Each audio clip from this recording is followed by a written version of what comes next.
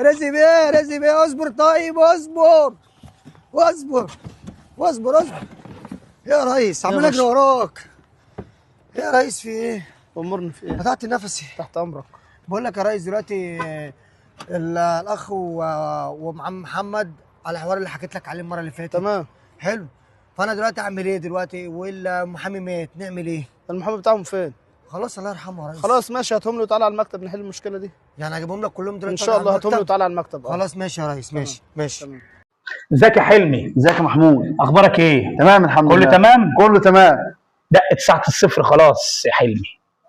ساعة الصفر دقت، حطينا ايدينا على كل الخيوط. المخازن بتاع رأفت اللي هو طبعا رزق بيه كلها تحت السيطرة.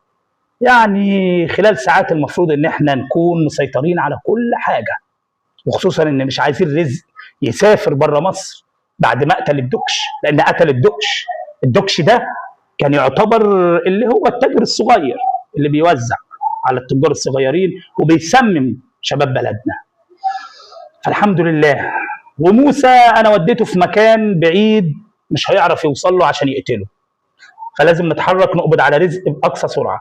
جهز القوات بسرعه يا حلمي. تمام. وخلص لنا اذن النيابه حالا يا فندم.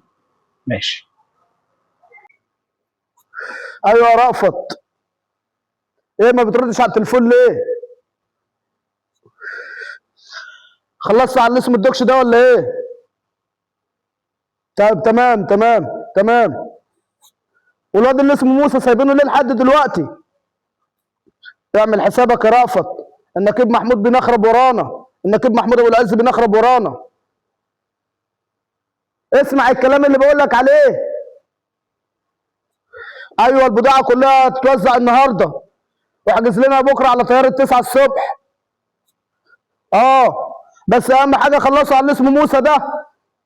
الو الو. ايوه يا رأفت رد عليا يا رأفت. الو الو. مش هيرد عليك، ريح نفسك يا رزق. خلاص وقعت يا غالي. محمود بيه النهايه يا تاجر السموم، نهايتك خلاص. اذن النيابه معانا ويلا يا باشا. يلا لما نشوف الدكش اللي قتلته. يلا والبلاوي والبضاعه كلها بتاعتك اتملت. حلمي هاتوا يا حلمي. تمام. اخيرا. ممكن اعرف في ايه؟ سيب ايدي انا ماشي معاك. لا سيب ايدي انا ماشي معاك كويس. امشي وانت ساكت. هاتوا يلا هاتوا. يلا يا تاجر السموم، يلا يا تاجر السموم، يا تاجر المخدرات، يا مدمر شباب البلد. يلا اطلع. امين حلمي. تمام. كل المخازن دي لازم النهارده تتمسك ماشي، وكلها تطلع وتتحرز عشان الباشا هياخد له تأبيده كده ان شاء الله. اقول لكم على حاجه، انا هطلع تاني. مش هتطلع لان مفيش عليا بقى بني. يلا قول الكلام ده في النيابه. سلم على الشهداء اللي معاك، سلم على كل اللي هناك.